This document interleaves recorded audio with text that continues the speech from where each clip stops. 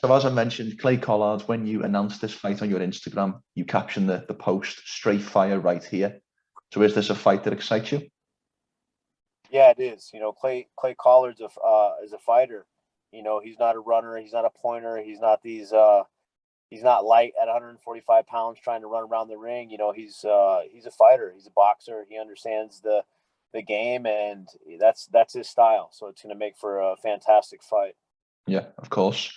I want to ask as well because obviously you're moving from the UFC into your PFL debut, um, and there's a little bit of similarity. Correct me if I'm wrong with Anthony Pettis's PFL debut last year, in the sense of you were both the poster boys going in. You were both the headliners of the first show, and you're fighting the same guy in Clay Collard who got the win over Pettis.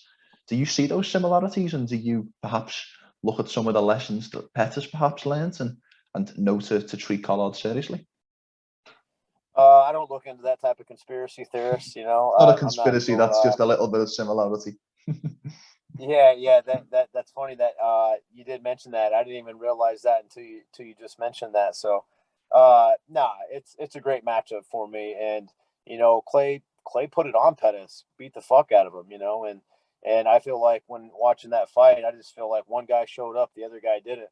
I think Pettis has maybe thought he had a name, or was his head in it, or did he feel like fighting? I don't know. I don't know what was going on, but I see one guy who came in hungry and one guy who just did not want to fight, and Pettis got his ass beat. And I've been there in fights too where I just I thought maybe like my name or my scariness was gonna intimidate the opponent, and that wasn't the case. So I have that experience in the bag, and that's something that I'll never go back on again. I'm not going to make that same mistake twice. So I'm very, very, very focused on this fight ahead. Like everybody's talking about the $1 million, just these other fights, blah blah blah.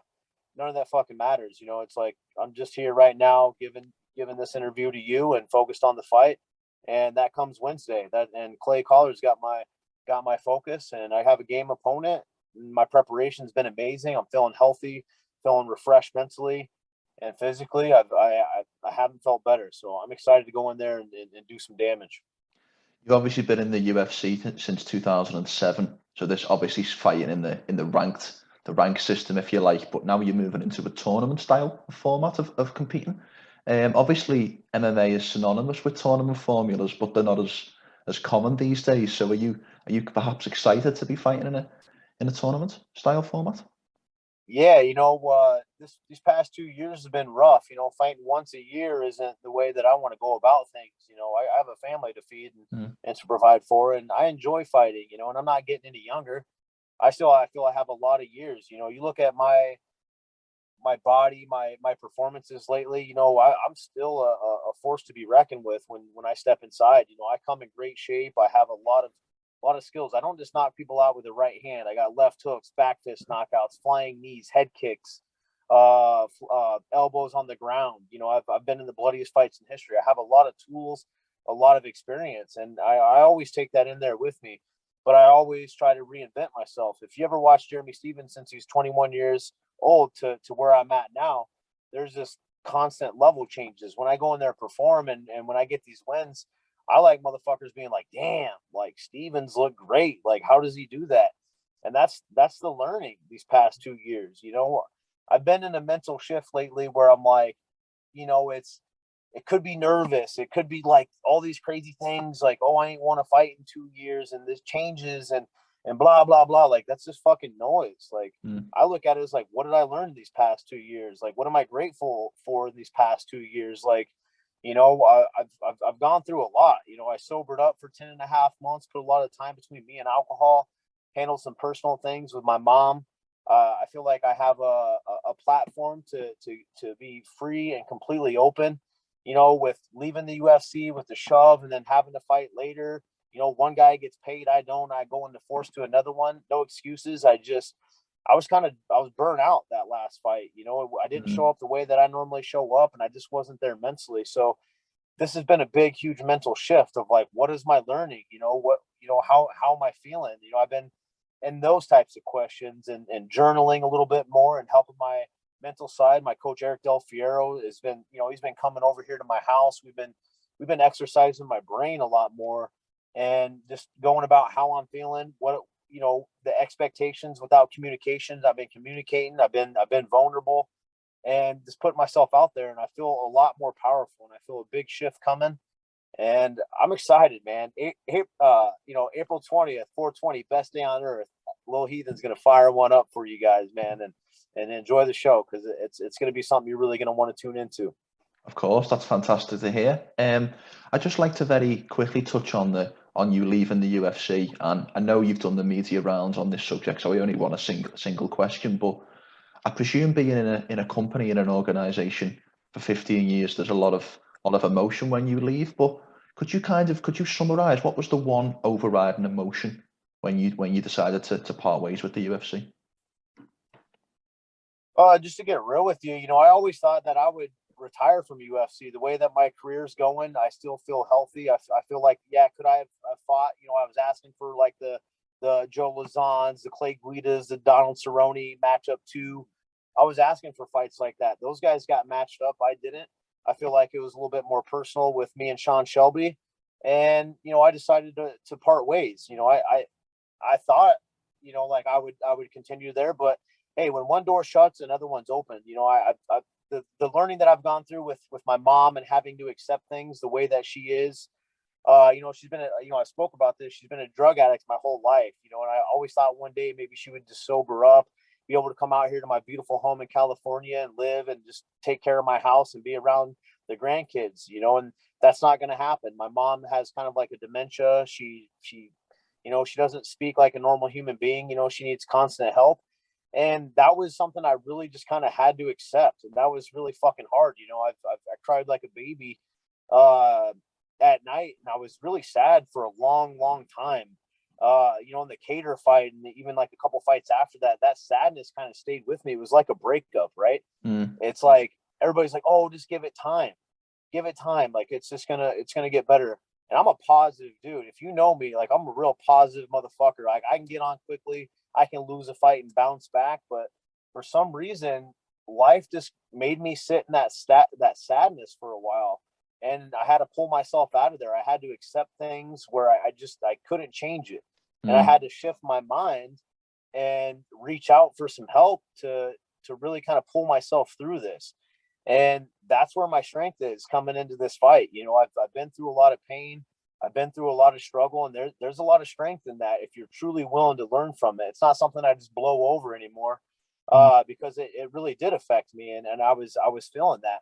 Even my wife, we had a really deep convo, and she was just like, I just see sadness, and it's like, man, Jeremy Stephens is never sad. Like, I never allow myself to be sad until I did. And then I like I said, the mental shift, the work that I've done, the emotional intelligence programs, like, I had to really go within and draw that strength out and find out, like, who the fuck am I really? Like, who are you?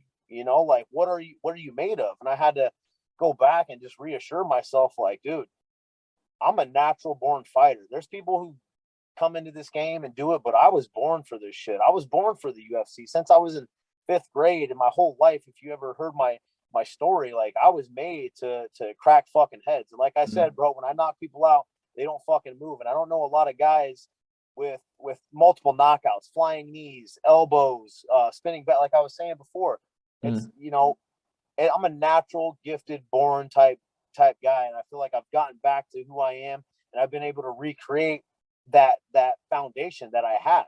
And come April 20th, I'm in a new mindset. I have a great opponent coming towards me. He's going to be in my face. I know it. He ain't going nowhere. He's not going to be running around. This is going to be a legit fucking fight. Like, I really like this is my natural bread and butter. I love getting into a fist fight. You think you can fucking, I'll leave with my face torn off. Like, I'm going to go through whatever fucking pain I need to go through in order to get that win, just because of the shit that I've seen. I've seen violence my whole fucking life. I've seen my mom not be able to make it out here, need constant care. I've seen the fucking worst of the worst, and I'm going to take that and I'm going to use it. I'm going to channel it into something fucking great that I do, which is knock people the fuck out and provide for my family. That's all I'm here to do. One by one, baby. That's it. Come April 20th, here we go. Yeah, of course. And first and foremost, before we go any further, I really appreciate your honesty with your situation, and it's great to hear that you've perhaps got over some of those personal demons. And I really wish you all the success out of fighting with more personal issues. But if we turn the conversation back to fighting a little bit, the PFL tournament is twofold, because if you get to that final and you win that final, you win a championship belt, but you also win $1 million. So at this point in your career, which is more important to you? And if you could put it on a ratio of 0 to 100, which one means more? I'm this maybe, right? I could die tomorrow on a fucking plane out there, right? Maybe. What is important to me right now is dear in my heart. It's my family, it's my loved ones, it's my preparation, it's everything I've grown and learned to put out there. That's why I put shit out there for you, because I may not make it till tomorrow, but people can look back on this interview. Fuck the $1 million, bro. I'm already a millionaire. I have a beautiful wife. She's loyal. I have beautiful kids. They're amazing, beautiful, strong, passionate, powerhouse kids. It's like I'm already a millionaire. It's just going in there, this fight, brick by brick, brother. I just got to lay the yellow brick road all the way to the Wizard of Oz castle, baby. That's it. That's brick by brick. I'm not looking past anything. I'm not looking past Collard. I'm just looking at me right here, right now, feeling happy, doing this interview, sharing my life, and I get to go share what my heart's about April 20th, and that's it, man. One by one, I'm already a millionaire. If I just do what I'm supposed to, actually, let's wind it back. People will be like, hey, what's this UFC or PFL? They do points, they do this, they do that. Who's the guys? And I'd be like, bro, I don't know nothing about the PFL. Don't ask me. But I got a feeling if I do my fucking job and knock people out and go in there and fight the way that I fight, that I'll be fine and that I'll make it to the top. And that's all I'm worried about. I'm not looking past today. Yeah, of course. I'd just like to very quickly as well, for some of the British audience, I've heard some rumours, I don't know if you've heard these, that the PFL are targeting shows in the UK in July or August potentially. Now, I checked your record, Jeremy, and you've only fought outside of the US 5 times. I believe 3 of which were in Canada. So, a neighbouring country, one in Mexico, of course, with Yair Rodriguez. But would the thought of coming over to the UK and fighting on English shores, would that excite you? Man, I love the UK fans, man. They treat me and my family well. They call me a legend. I would love to go and perform, and there's some fucking brawlers over there. Those are my natural born. I'm actually European, like Scottish or some shit, like in my ancestry. So I would love to go over there and visit and give a show. I think they're the best fans in the world. They're loud. They love drinking beer and just celebrating. They're just passionate people. In America, they weren't even cheering for Aljamain Sterling, bro. He's American. We're like almost at war with Russia, and they're cheering on a Russian. That's how fucked up America is right now, bro. And the American fans, they don't give a fuck. They just want you to beat your head in. Like they absolute. I mean, not every fan, but like the majority of the idiots out there are just retarded. And the UK fans, the Brazilians, they support their countrymen. They don't care if they're hanging on to the for dear fucking life. As long as they're winning, they're proud. Like they're happy. Like America is not like that. I don't see that in America. There's one time that I felt like America was really behind me is when I fought Henan Barao. They were chanting USA, and I was like, wow, this is amazing. Like for one time, like they're actually chanting USA. But in that Aljo fight, people may not like Aljo. It is what it is, but like they were cheering for a Russian. Yeah. Like think about that. I feel like you would be more suited to be. I feel like you'd be more suited to be a British fighter, because I think the British fan would really get behind you. I think they already do, but I think if you were a Brit, you would be superstar territory over here. Because one thing about the Brits is we do support our fans, whether you like it or not. Our fighters, apologies. The celebrations, the feel like you guys got my fucking back.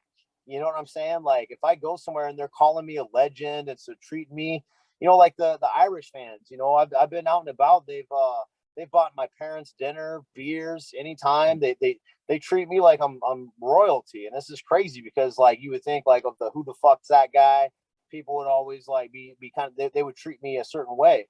That's quite the opposite. They lift me up. They're behind me. They know my fights. They'll talk about old school fights like with Darren Elkins and, oh, your first win was Diego Saraiva, like in UFC. It's like, wow, I never heard that from an American fan unless they're like my friends or family. You know what I'm saying? So it's like it's a lot more passionate. And that's like, I shoot from the heart, bro. You know, it's like that's just where I come from, and I feel like the UK and the European fans are like that. Of course. Well, let's turn back to your career and to the upcoming fight for the final question I'd like to ask you now. I checked your date of birth. I believe you'll be turning 36 next month. So first and foremost, happy birthday in advance. I'll get that in nice and early. But secondly, what are the rest of your goals for your career? If we take it out of the PFL 2022 season, what else do you want to accomplish in your MMA career before it's all said and done? There's a lot I want to accomplish, man, you know, but like I said, I don't want to look far ahead because none of that's ever promised. You know, I'm just grateful for the day. I'm grateful for this opportunity that I have in front of me on April 20th. And that's really it. I'm not looking past it. And I'm in the present moment, 100% focused and ready to go. Well, it's a great fight. It's great to see you back in action, and I'm very much excited to see you take the PFL debut. Thank you so much for your time today. Hey, thank you, brother, and thank you for your kind words about my story, about my mom. I really appreciate that. And to the UK fans, please have me out. I'll commentate. I'll come visit seminars, whatever. And if we can fight over there in the PFL, please allow me to be a main event or something like that. I would love to have a beer parade and celebration with you guys.